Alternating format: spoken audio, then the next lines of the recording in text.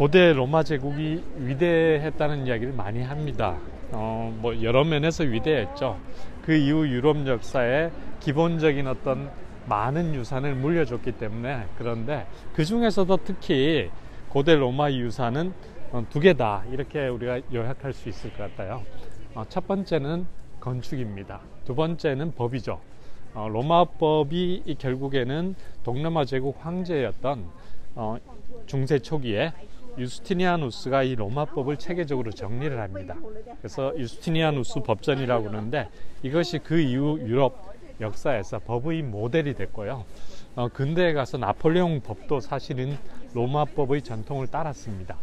그런데 이 고대 로마법이 중세 유스티니아누스 대제, 그리고 근대에 프랑스 나폴레옹의 어떤 법, 그리고 19세기 독일, 그리고 이 독일 대륙법이 일본법에 영향을 미칩니다. 그래서 결국에 우리 대한민국 헌법에도 로마법의 전통이 많이 남아있다는 겁니다. 그만큼 이 로마법의 전통은 유럽 세계를 넘어서, 그리고 시대를 초월해서 오늘날까지 이어지고 있다. 근데 뭐 이 사실은 법의 전통이라는 건 무형적인 전통이기 때문에 잘 모르죠, 그죠?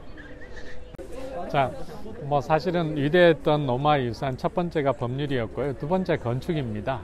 그 로마의 위대했던 건축을 가장 잘 보여주는 대표적인 건물이 콜로세움인데, 사실 콜로세움은 크다는 라틴어 보통 명사가 이 건축물을 지칭하는 고유명사가 된 거죠.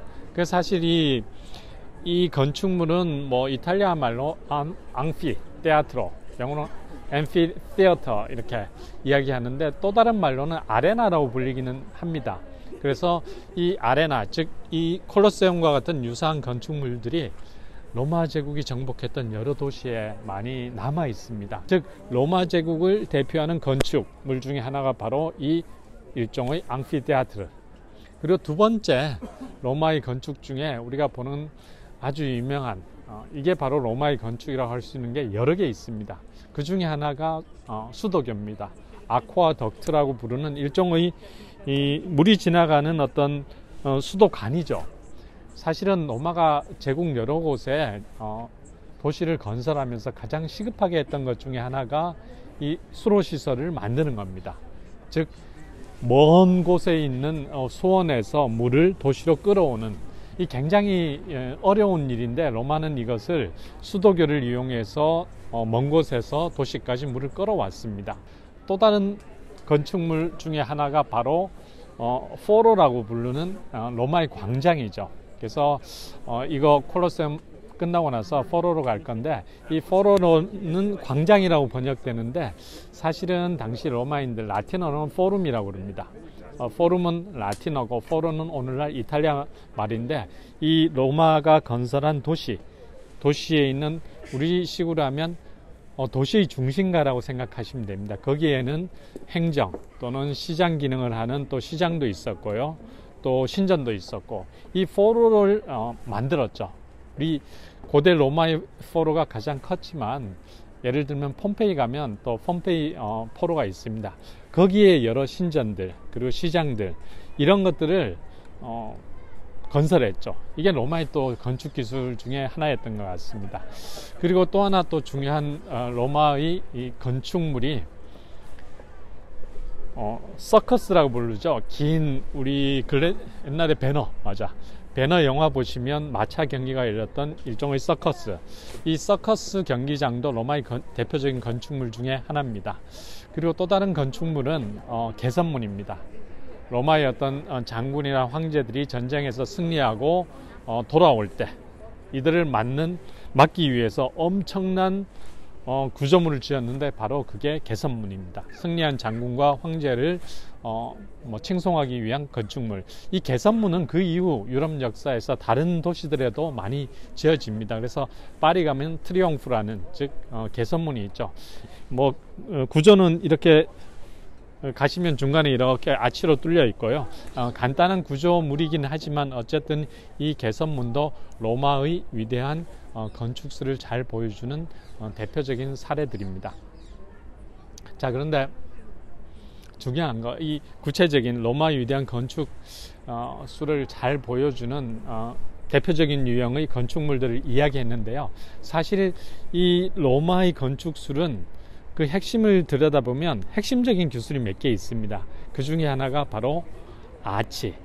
로마가 우리 아치가 이렇게 돼 있죠. 이 아치를 이용해서 콜로세움, 개선문 이런 건물들을 지을 수 있었습니다.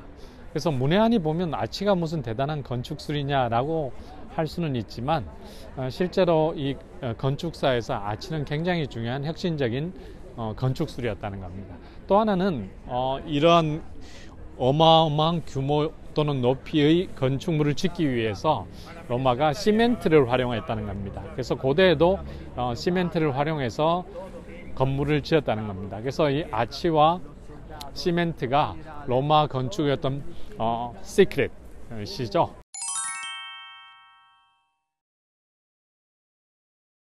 여기가 고대 로마의 어떤 발원지죠.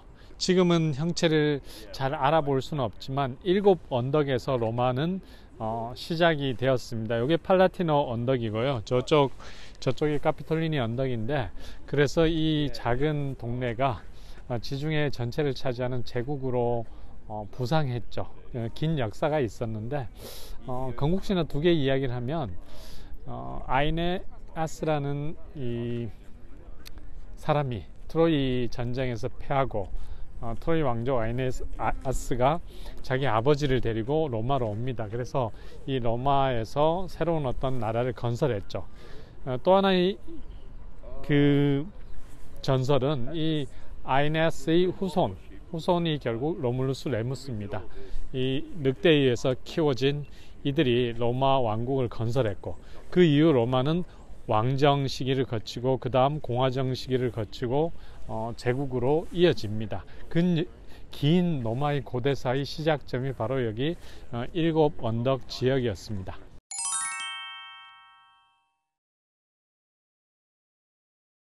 사실 이 포로 로마노 광장과 관련된 아주 중요한 인물이 있죠. 고대 로마사에서 너무나 중요했던 인물, 카이사르입니다. 율리우스 카이사르. 아마 원로원에서 기원전 44년 브루투스와 카시우스 일당에 의해서 암살당하는데요. 이 카이사르 암살은 서양 역사 그리고 고대 로마사에서 너무나 중요한 분수령이었습니다. 즉 로마 공화정이 무너지고 새로운 어떤 정치 체제인 제정이 성립되는 순간이었고요. 그것뿐만 아니라 사실 여러 면에서 이 시기는 변화의 시기였던 것 같습니다.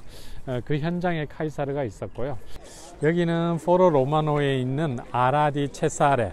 이 아라는 제단이라는 뜻이고요. 체사레는 카이사르를 뜻합니다. 즉 그 44년에 원로원 세력들에게 암살당한 로마 장군이었죠.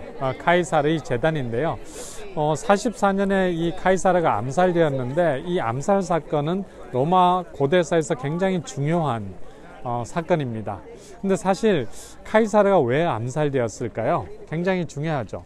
보통 카이사르는 1차 삼두 정치를 시행했던 군인 정치가 있습니다.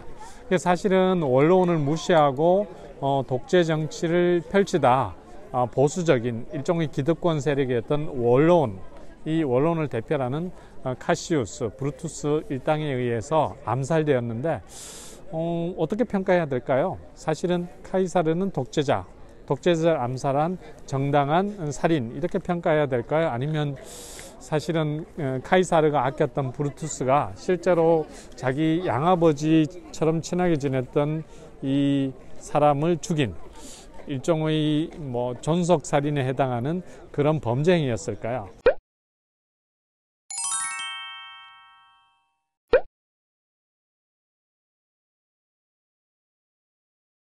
자, 여기 카사 디 아우구스토, 여기 하우스 오브 아우구스투스 이렇게 돼 있죠. 카사는 집이라는 뜻이고 라틴어로 하면 도무스라고 쓸 수 있겠죠. D는 영어의 오브에 해당합니다.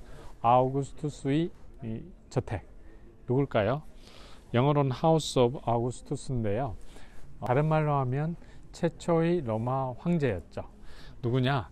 율리우스 카이사르의 양자로서 로마 제국을 세웠다, 우리가 이렇게 이야기하는데, 옥타비아누스입니다. 이 옥타비아누스가 나중에 여러 이름을 갖게 되는데요. 그 이름 중에 하나가 아우구스투스라는 이름입니다. 이 뜻은